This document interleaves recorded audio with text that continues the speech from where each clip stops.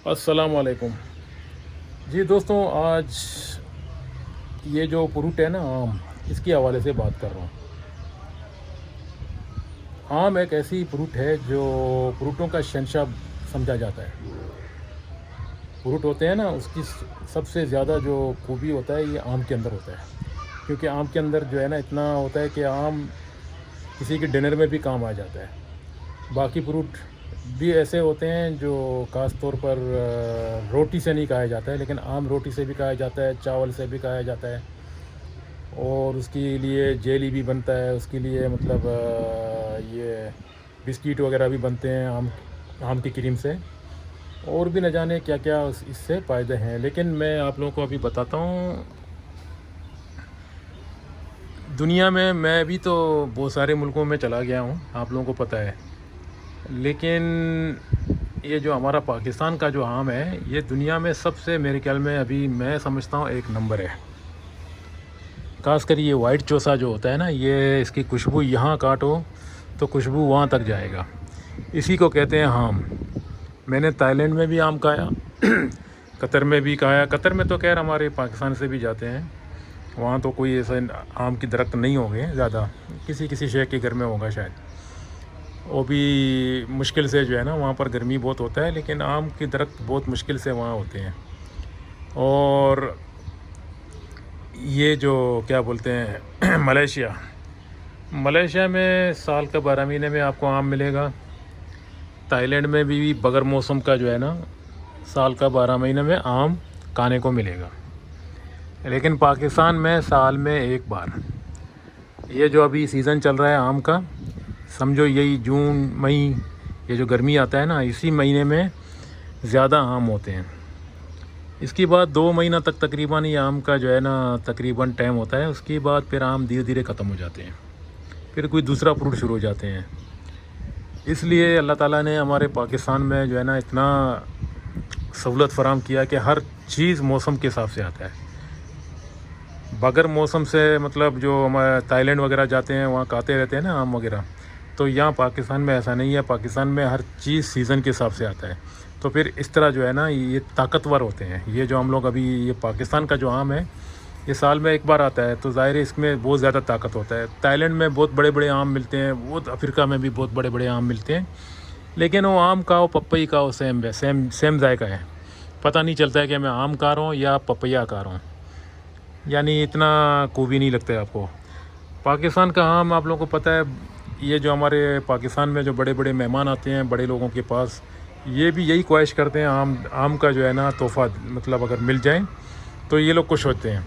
मतलब ख्वाहिश नहीं करते हैं खुद, लेकिन पाकिस्तान से आम का तोहफ़ा इन लोगों को ज़्यादा मिलता है। पेटी भर के जहाज़ में मतलब अपने मुल्क लेके जाते हैं। तो इसका मतलब है कि पाकिस्तान का आम दुनिया में मेरे ख्याल में एक नंबर पे आ जाता है। सबसे बेस्ट आम है पाकिस्तान का। दोस्तों, पाकिस्तान का एक आम और एक चावल और ये एक माल्टा, ये तीनों चीज़ जो है ना दुनिया में पॉपुलर है।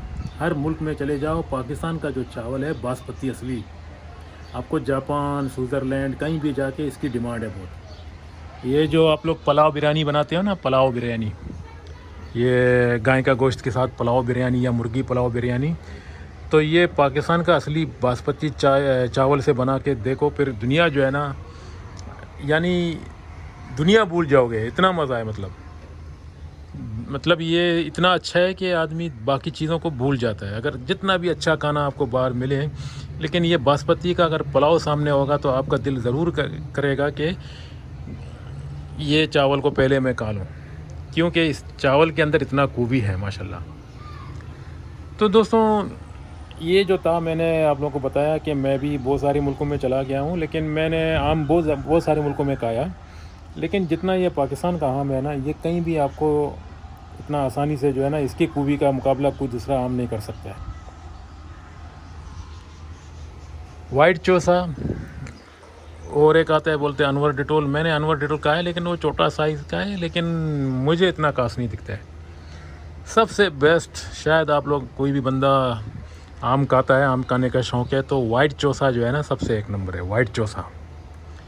और ये खासकर ज़्यादा आप लोगों को मिलता है यही सिंध में। पंजाब से जब आम आता है, ये काला चोसा बोलते हैं, उसका इतना डिमांड नहीं होता है। ये कब आता है, जब ये सिंध का आम का सीज़न जो है ना थोड़ा नॉर्मल में आ जाता है या ख़त्म होने लगेगा, तो फिर पंजाब का आम कराची पे आ जाता है। तो टेले भरे हुए काला चूसे से, लेकिन बहुत कम लोग लेते हैं क्योंकि उसमें धागे की तरह जो है ना वो होते हैं छोटे छोटे। तो उस आम खाने से इतना मज़ा नहीं आता जितना ये वाइट चूसा। इसको काटो एक बार। देखो एक बात दूसरा भी याद रखो, आम हो या तरबूजा हो, जो भी फ्रूट हो, पहले उसको ठंडा करके खाओ, फ्रिज में रखो। जब ठंडा हो जाएगा तब खा लो। गरम गरम चीज़ जो है ना मत खाओ। ये फ्रूटों को हमेशा ठंडा करके खाओ। इसका वजह ये होता है कि अगर आपको एक गरम जूस दिया जाए, एक ठंडा जूस दिया जाए, तो जूस में, ठंडा जूस में बहुत मज़ा आएगा ना, गरम जूस तो आपको मज़ा भी नहीं आएगा। इसी तरह ये आम के अंदर जो रस होते हैं, ये भी अगर गर्म है तो आपको मज़ा नहीं आते हैं, अगर ठंडा है तो मज़ा आ जाते हैं। तो इसलिए जो भी बंदा अगर आम लेता है, अभी तो फ़िलहाल 200 रुपया पाव चल रहा है अच्छे आम का, लेकिन शायद अगला हफ्ते से थोड़ा और नॉर्मल में आ जाता है, और 150 का भी मिल जाता है, कभी 100 का भी आ जाता है। जैसा जैसा वक्त चला जाएगा वैसा वैसा डाउन हो जाएगा, फिर बाद में फिर हायर आ जाएगा, मतलब फिर इसका कीमत बढ़ जाएगा। तो जितना भी जो बंदा है ना आम लेते हैं, तो पहले उसको फ्रिज में रखो, अच्छा खासा धो के साफ़ सुथरा करके फ्रिज में रखो, क्योंकि टेले के ऊपर रखा होगा, कहीं मक्खी भी उसके ऊपर बैठते हैं और डस्ट भी लगता है, गाड़ियों का जो है धुआं वगैरह भी लगते हैं। तो घर में लेके जाओ, सबसे पहले उसको एक प्लेट में डाल के साफ़ करो। तेली में डाल के फ्रिज में नहीं रखो, क्योंकि दो नरम हो जाता है, ख़राब हो जाता है। उसको पहले धो के अच्छा खासा ओपन वाली प्लेट जो होते हैं ना, ये जो हम लोग साल ना खाते हैं, इस तरह बड़ा प्लेट के अंदर जो है ना उसको रखो। फिर फ्रिज का जो है ना नॉर्मल वाली जगह में रखो, नीचे, मतलब ऊपर बर्फ़ जो बन रहा है वहाँ नहीं रखो, नीचे रखो, ताकि इसको जो है ना इसके मुताबिक जो है ना ठंडी मिल जाए। ज़्यादा ठंडी से भी ना आम ख़राब होता है। तो इस तरह कर दो। अगर इस तरह करोगे तो आम जो है ना आप लोगों को अच्छा लगेगा खाने में। अगर आपका पास अगर वाइट चावल भी बनाएगा दाल के साथ, साइड में आम काट के रखो, खा लोगे। आम जो है ना वैसे शुरू में चटनी के लिए भी काम आ जाता है, चटनी भी बनता है आम के ज़रिए। यानी आम एक ऐसी फ्रूट है जो फ्रूटों का बादशाह समझा जाता है। वैसे तो थाईलैंड में भी मैंने डूरियन खाया, वहाँ थाईलैंड में जो है ना सबसे महंगा फ्रूट है डूरियन, जो 500 रुपये का इतना ही मिल जाता है। आइसक्रीम की तरह लगता है, बहुत मज़ेदार है। लेकिन कोई कोई होटल में उसका खुशबू के लिए, उसका जो डूरियन का जो खुशबू होता है ना, वो होटल में खाने के लिए अलाउड नहीं होता है। जो होटल जो होते हैं ना स्टे, जो मतलब हम लोग स्टे करते हैं, उसमें अलाउड नहीं करते हैं कि आपके पास अगर हाथ में डूरियन है, खासकर ये थाईलैंड में अक्सर ज़्यादा डूरियन होते हैं ना, तो अगर आपके हाथ में एंड कैरी में डूरियन है तो आपको अलाउड नहीं करेगा। रिसेप्शन बोलेगा इसको बाहर खा लो फिर आ जाओ, क्योंकि रूम के अंदर भी उसकी खुशबू हमेशा पड़ा रहता है, किसी किसी को उसको खुशबू पसंद नहीं है। तो दोस्तों ये होता है ना, ये डूरियन जो है ना सबसे महंगा होता है।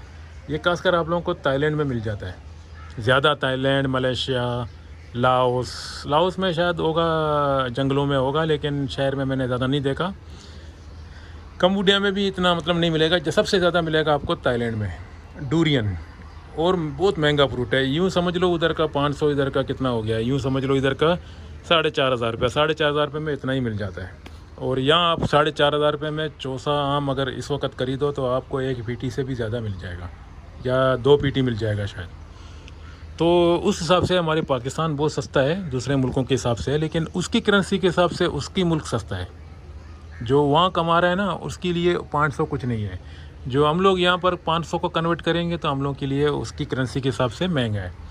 जो भी बहरहाल हम लोग जो बंदा इधर काम कर रहा है ना पाकिस्तान में, तो उसके हिसाब से यानी ये जो इधर खर्चा करता है, ये पाकिस्तानी रुपया खर्चा करता है ना, तो इसके लिए ये 2,000 बहुत बड़ी बात होगी, 3,000 बड़ी बात होगी एक फ्रूट पे डाल के ना, मतलब छोटे से जो कम तनख्वाह काम, जो मतलब जो लो सैलरी में जो काम कर रहा है ना कम तनख्वाह पे, तो उसके लिए ये जो है ना कम हो जाते हैं।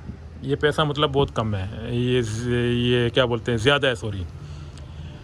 तो थाईलैंड में फ्रूट खाना तो बहुत इजी है, वहाँ पर हर कोई जो भी फ्रूट चाहिए तो आपको इजी मिल जाएगा। वो भी बंद करके तेली डाल के ऊपर जो है ना पैकेज बना देते हैं, फिर बेचते हैं। ऐसा ठेले में मतलब ज़्यादा नहीं रखते हैं वहाँ पर। मक्की भी ज़्यादा मेरे ख्याल में नहीं होंगे, मैंने देखा नहीं, होंगे लेकिन थोड़ा बहुत, क्योंकि मच्छर मक्खियाँ तो हर मुल्क में होता है, लेकिन कोई कोई मुल्क में कम होते हैं और कोई कोई मुल्क में जो है ना सफाई नहीं होता है, उसके लिए ज़्यादा होता है। खासकर हमारे पाकिस्तान में तो आप लोगों को पता है सफाई का पाबंदी है, मतलब सफाई नहीं करते हैं, सफाई का पाबंदी नहीं रखते हैं, इसलिए ज़्यादा मक्खियाँ आती हैं।